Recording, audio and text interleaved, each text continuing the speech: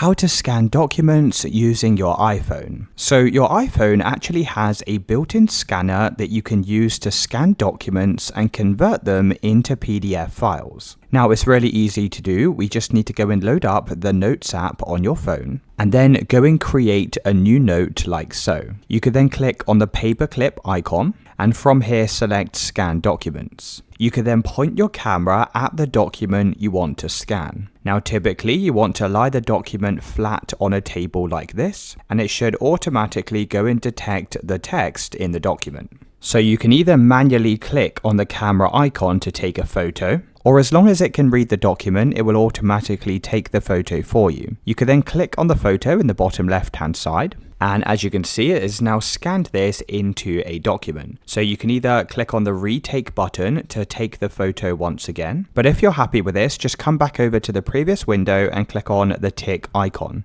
You'll then see Scan Documents, and here you'll find all of your files. You can choose to click on the share icon at the top of the page, and then what you can do is go and share this document to other people. Now, if you want to go and save this, just click on the drop down arrow above your photo. You can then press Save to Files, and then select a folder where you want to save this to and go and press save. Once you've saved the scanned document, it will automatically convert this into a PDF file.